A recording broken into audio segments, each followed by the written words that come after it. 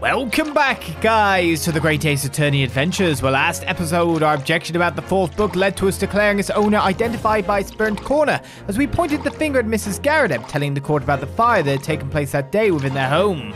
However, all this achieved was a guilty verdict once again, as we started our fight back with a second summation examination, having just pitted juror number 6, who had a fiery mishap that led to a cold, and juror number 3 against each other, which has now led to a reaction from Mrs Garrideb, who we should probably talk to before she literally bursts from overindulgence of Great British tea. Excuse me. Juror number 4, do you have something to say about that?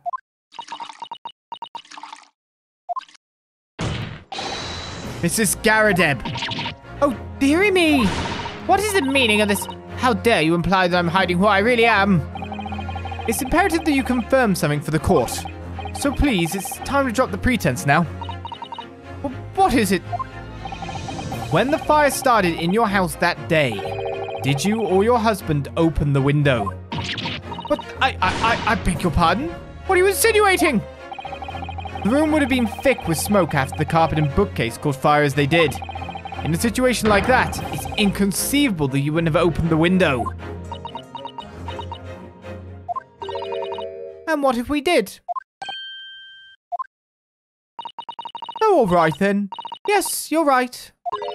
My husband was frantically trying to open the window, which can't have been easy since I continued to give him a justly deserved book battering. Even though your house was on fire. Oh, you never stop throwing until the anger subsides. It would be terribly bad for the nerves to do otherwise. Of course, I should have realized. That's a significant step forward, Mr. Naruhodo. You managed to establish that the window was open. We simply must have that added to Mrs. Garrideb's formal statement. So now you mention it, yes, the window was open at the time. I'd even forgotten, but it's true. Hold it! In winter, the fourth book found the scene of the crime shows very obvious signs of fire damage. And the title of the book is The Lion's Pride. The same title, in fact, as the book that Mr. Garrideb told us he had been reading. Well, I really couldn't say. On the day in question, did you or did you not throw at your husband the copy of The Lion's Pride that he had been reading?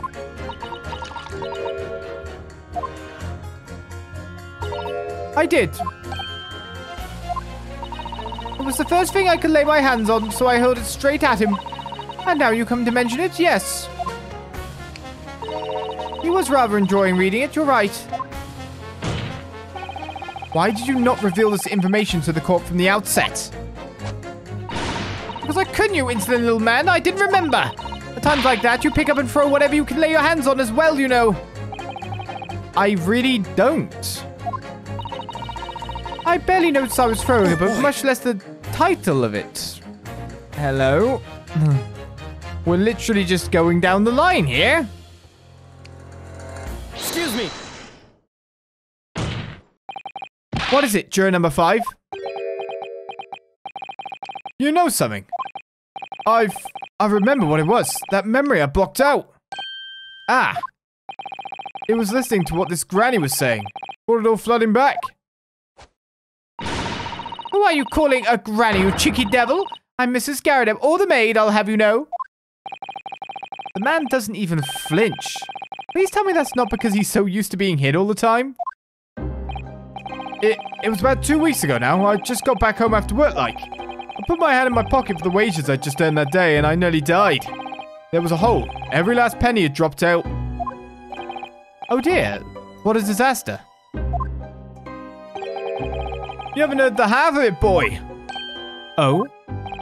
The wife was cutting up some chicken at the time. I could hardly get the words out, but I told her straight. I've lost the day's wages, love. Next thing I knew, the blade was whistling past me ear. Stuck into the wall next to me, it did. About an inch deep. No words, just terror. I could smell it then, you know, that god-awful stench of the Thames. I was sure I was going to end up face down the muddy bank that night, I can tell you.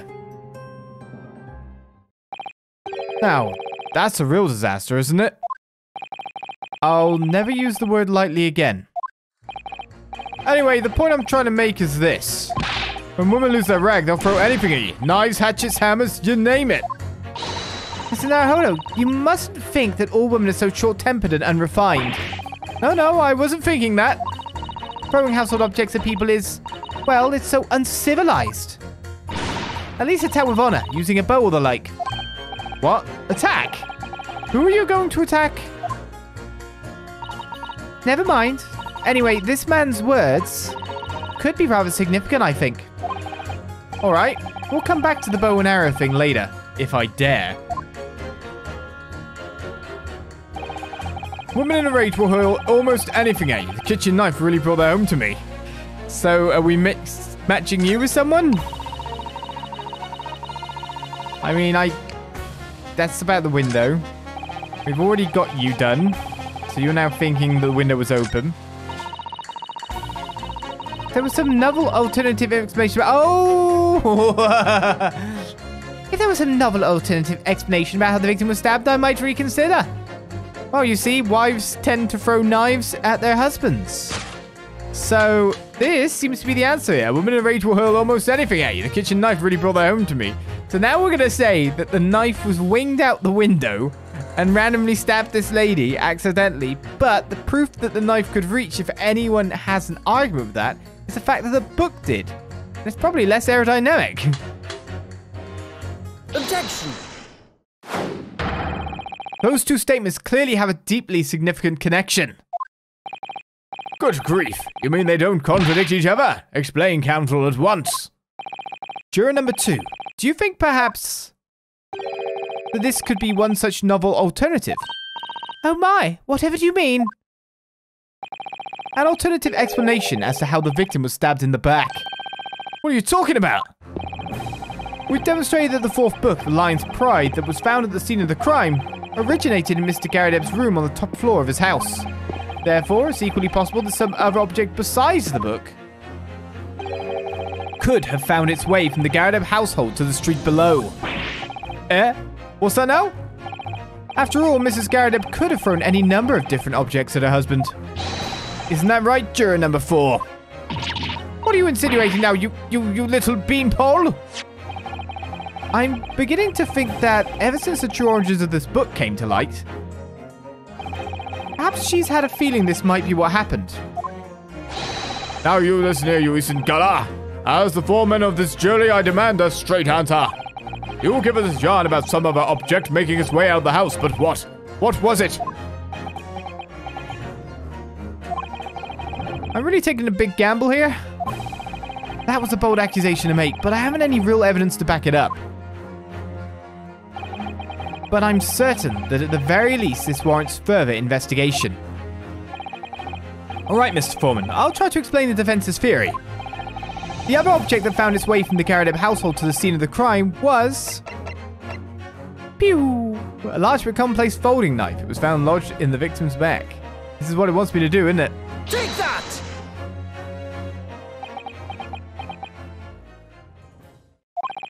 Juror number 4, Mrs. Garrideb. What? What now? I must apologize in advance for this. But I need you to confirm something else for the court. This knife. Have you ever seen this knife before? Ah! Good Lord, counsel. What on earth are you doing?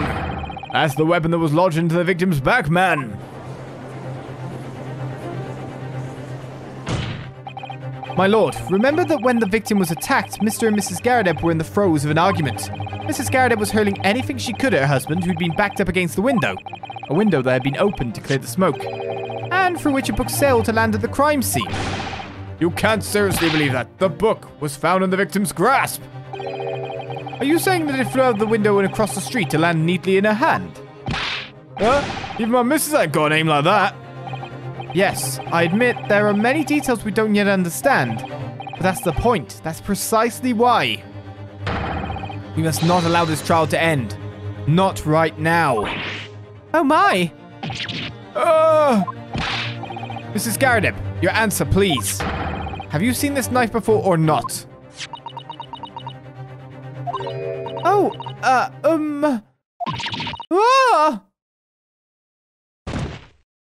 Oh, Is it your letter opener? My lord! I wish to change my decision. I'm a woman of my word, after all. Thank you, madam. Yes, I agree. I certainly didn't see this one coming, but I just don't think it would be right for this trial to come to an end now with so many unanswered questions. Mr. Foreman! I'd have to agree. Although I think the granny did it, mind. Yes, you know what? I'm not quite happy about this at the moment either. All together now, ladies and gents.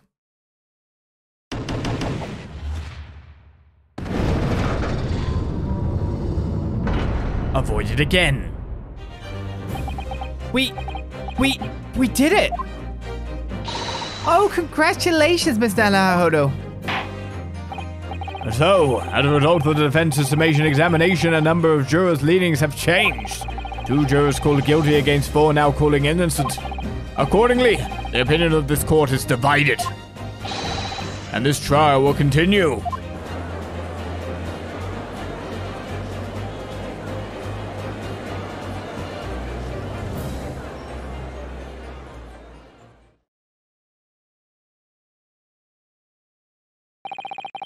Now then, Lord Van Zieks, how does the prosecution wish to proceed?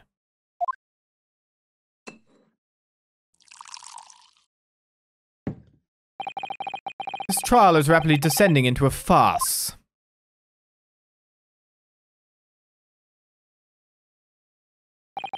Like a corked wine, the first few sips are bitter enough. But what follows is so repugnant, it's good for nothing save the gutter. If I may, Lord Van Zieks, the defense has just put forward a credible alternative explanation for what happened. Credible? Is that your considered opinion, Mr. Foreman? The defense's argument is a joke to which I barely know how to respond, but let me start by insisting that you must all familiarize yourself better with the relative positions of those places being discussed. What do you mean by that? What's his angle this time?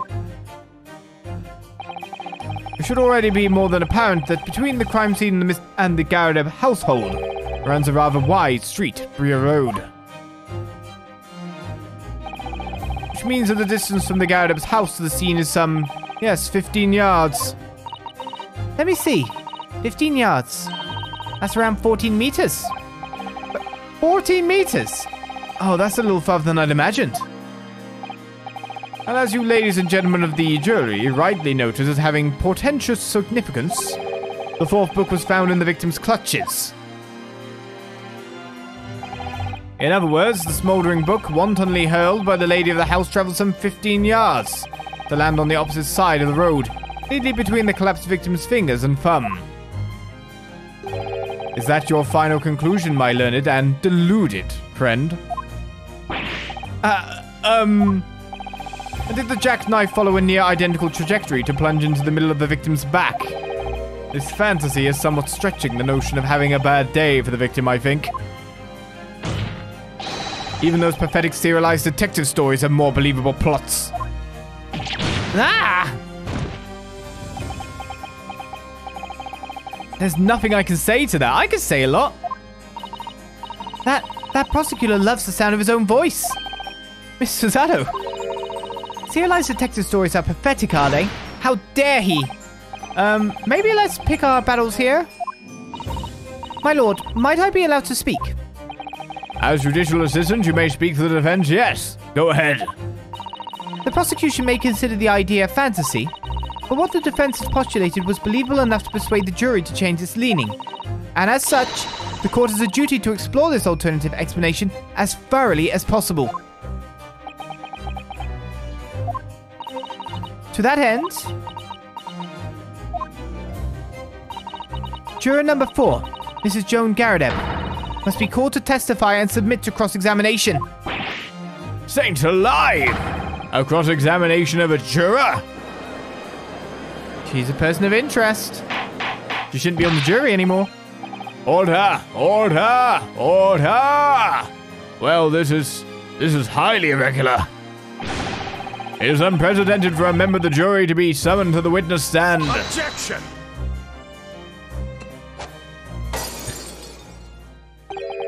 And unnecessary. Lord Van Zieks? There are already witnesses in the stand whose testimony the defense may further cross-examine. If my learned friend's farcical theory has any truth in it, then both a burning book and a jackknife must have flown through the sky before this couple's eyes. And we must assume they would be able to testify accordingly. What say you, witnesses? It was dark and it was foggy?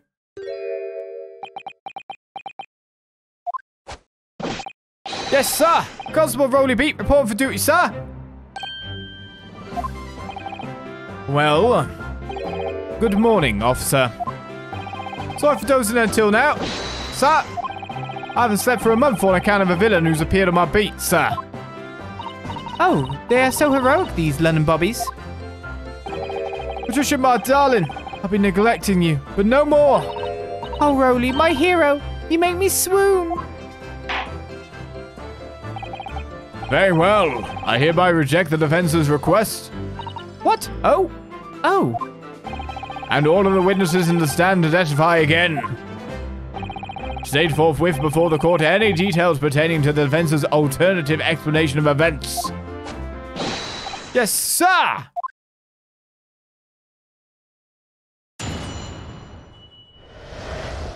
Constable Beats report.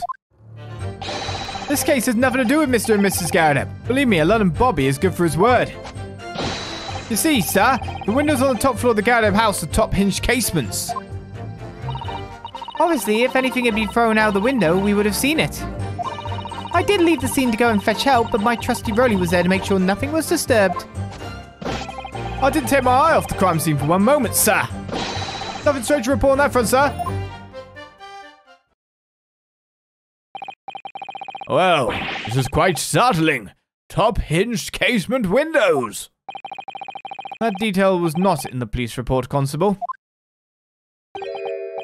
Yes, sorry about that. I must have been a little drowsy. Cannot excuse your sins with drowsiness every time, Constable.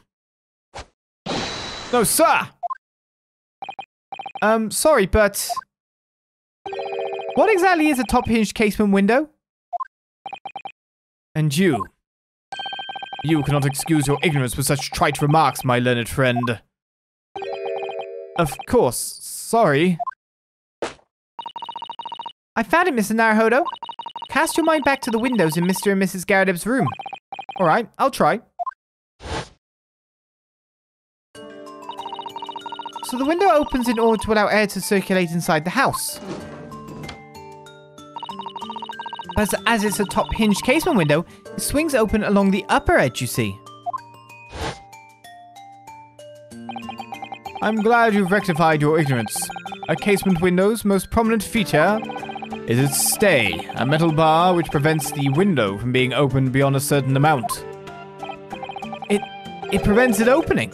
It's all news to me. Absolutely correct, sir. In other words, if a book or knife would have been thrown through the open window, it would have been clattered against the pane and fallen straight down to the pavement below. No. You see the problem then? Good. Your education in windows is complete. There was never any possibility of either the book or the knife traveling 15 yards over the road. That is, unless the window pane had been shattered. Something we've discounted already. That can't be! Did you see that, Rowley? That young Japanese man just collapsed in agony. Oh yes, my darling, I saw it. I saw how he crumbled before me. Oh, Rowley, you're so strong. How is this happening? I haven't even started the cross-examination yet, and already my argument's been destroyed. Counsel, if you could drag yourself upright again, the court awaits your cross-examination.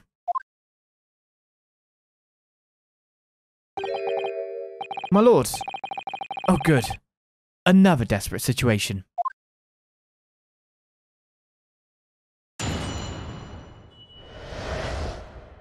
One after the other, it seems. Constable Beate's report. Let's begin pressing, because I didn't really see necessarily anything. For the moment, if I had to say anything, my theory is maybe she went and picked up the book, and then the knife just landed in her back and she turned around. It's believable, right?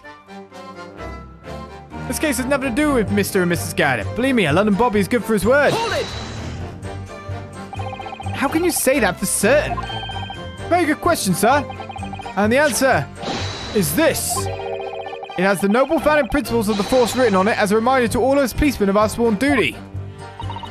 He showed us that before, didn't he? Did he? I can't say I remember. To patrol the streets of London town and uphold the peace of the common man. That's what the job's all about. And that is why I can stand here today beside my long-suffering wife. Tell you, Bobby's good for his word. While rubbing my tired eyes, admittedly. Sir? Oh, Rowley, you're so manly. Of course I am, my darling Patricia. Oh, Pat. Oh, Rowley.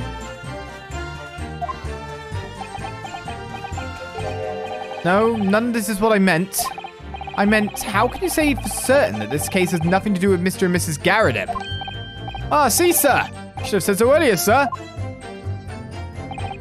Yes, well, so could you answer the question? That was a waste of time, then. Absolutely, sir. I will answer it to the fullest of my ability, sir. There's a surprising reason why Mr. and Mrs. Garrideb's domestic dispute can be related to this case. But before I get into that, sir, just one thing. Yes? I'd very much like you and all your countrymen to understand the great British institution of Scotland Yard. So I hope you'll take back some tales of us London Bobbies and how we uphold our guardian principles. I wasn't planning on going back just yet. I've only just arrived here. So to that end, sir, I'd be happy to lend you my warrant card for your perusal. But I must warn you, I won't be able to get through it without shedding a few tears. Thank you. I'll try. Constable Beate's warrant card has been entered into the court record, a small folding wallet that identifies London Bobbies and contains the rules of conduct to which they must adhere. Shall I take a look at that before we continue then? I'll read you in a second. I've got new evidence. I must examine it. Principles of policing. Item 1. A policeman will strive to preserve the peace within his allotted beat. Item 2. A patrolling officer is expected to walk 20 miles around his beat every day for the furtherance of community relations. Item 1 of the Metropolitan Police Regulations. Any crimes fall under the jurisdiction of the beat in which they are discovered. Item 2. When a crime is discovered on his beat, a policeman must assist with initial investigations and help detectives. Not quite sure that helps me at this point in time. Not sure that helps. Unless there was, like, extra pages that I didn't realize. Why didn't I... Okay, I should have just scrolled more just in case, but I'm pretty sure I unscroll because it's 2 of 2, it says. Okay, there's nothing, like, secreted away inside this wallet, then. I guess I'll keep pressing. You see, sir, the windows on the top floor of the Garrideb house are top hinged casements. Hold it! By which you mean they don't open fully, is that correct? Yes, sir. They're just there to allow a bit of air through the house, you see, so they're restricted as to how much they open. And therefore, anything thrown out the window from inside the room would simply strike the pane and fall to the street directly below. For clarity, allow me to mark the map. Here is the location where objects would have fallen. Yes. Directly opposite the scene of the crime. On the other side, the rather wide road. Would it have been so hard for somebody to mention this top hinged casement thing before? Well, I have another question for you, Constable. And what would that be, sir? How do you even know? Why would you have any idea what sort of windows Mr. and Mrs. Garrideb's house is furnished with? Well, sir, that's very simple. You see, I helped with the investigation yesterday. Well, he helped with the investigation yesterday, but what's up with you? Excuse me. You just gonna bleat about how much you love him? Do you have something to add, Mrs. Beat? Sorry. You look, well, delighted. Is there some particular reason for that? Oh, I was just remembering. That's all. We really were so lucky. Why? Lucky? What do you mean? Well, of course I feel terrible for the poor woman who was attacked. Don't misunderstand me, please. But we were just so lucky it didn't happen on Rolly's beat. It was so close, you see. Oh, I hadn't realized. Oh yes, that street, Bria Road, that's the boundary between Rolly's beat and the next one. Isn't that right, my love?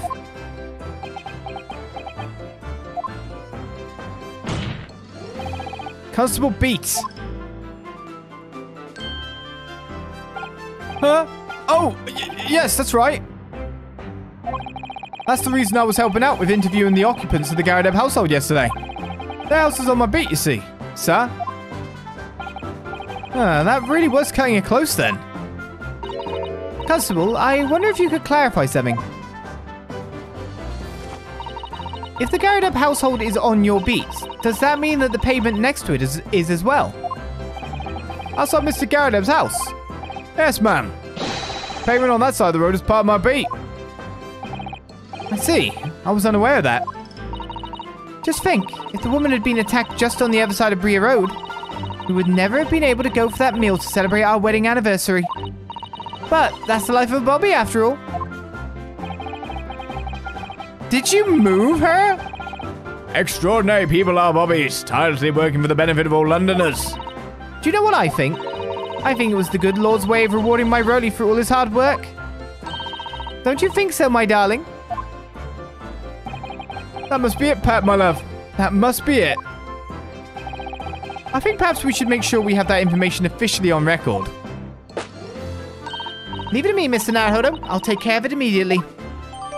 The case file's information has been updated in the court record. And now it's my turn, I think. Obviously, if anything had been thrown out of the window, we would have seen it. It literally was. Went straight down. Landed on this poor lady. Yikes. But how do we, what do we do now? Are we looking to present something? Or just press more? Hold it! But according to my notes here, the sun had gone down already and it was dark. Oh, but Rolly and I were strolling along, gazing at the night sky, looking for our lucky star. Sorry. A star that will guide us to eternal happiness. Can't it guide you to answer the question? If a flaming book had cut across the sky in front of us, it would have lit up like a shooting star. And if I'd seen a shooting star, I would have made a wish upon it. Never only be an inspector, I would have said, 3 times at least. Of course, what with the smog and everything, we couldn't actually see any stars. In short, are you trying to say that neither a book nor a knife crossed the sky before you? Yes, sir. That is correct, sir. As sure as the night sky in London is starless, sir. It certainly seems like they're telling the truth. And then we saw the poor woman fall to the ground, so we ran straight over to help her. I did leave the scene to go and fetch help, but my trusty Rolly was there to make sure nothing was disturbed. Hold it!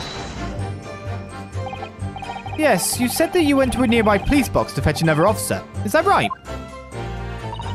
That's right, yes. If it had been on Rolly's beat, I would have known exactly where I was going, of course. Don't feel bad, my love. You can't be expected to know the location of every police box on every beat. So Rolly told me the way. Only I sort of got a little lost on the way. Patricia, my darling, that's why I love you. Your terrible sense of direction is bewitching to me. Oh, Pat. Oh, Rolly. Oh, please. So I suppose I was gone for about 15 minutes. Well, like I said, my Rolly was at the scene the whole time, making sure nothing was disturbed. I was off duty at the time, of course, but a true Bobby is never really off duty, sir. I didn't take my eye off the crime scene for one moment, sir. Nothing strange to report on that front, sir. Hold it! Nothing to report. That's correct, sir. I had my eyes wide open the entire time. Never looked away for a second. No one else approached the scene and nothing was removed from it. I can swear to that on the odds honor, sir. Really? That seems a little strange. Beg your pardon, sir. Strange, sir. Seems altogether regular to me. This bird copied the Lion's Pride was originally in the Garrideb household. So the question remains, how did it find its way into the hand of the victim? Are you shedding a light on that, seeing as you were at the scene of the crime the entire time? Aha! Could it be a different copy, sir? One that just happened to be burnt as well? Even if that were possible, why would the victim have been gripping a book like that in her hand?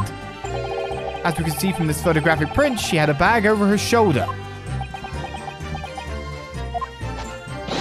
Well, sir, that book was in the lady's hand from the moment we arrived at the scene. Is that so? There's something about this statement that's not sitting right with me. The two mysteries of how that knife ended up in her back and how that book ended up in her hand. There must be some common thread between them.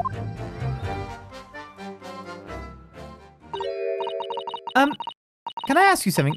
Please, Mr. Lawyer, sir.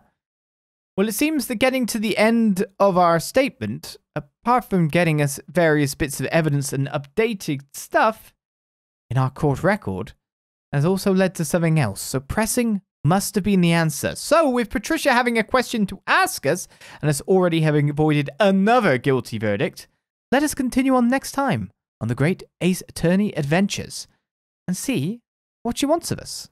I'll see you guys then for more. Bye-bye.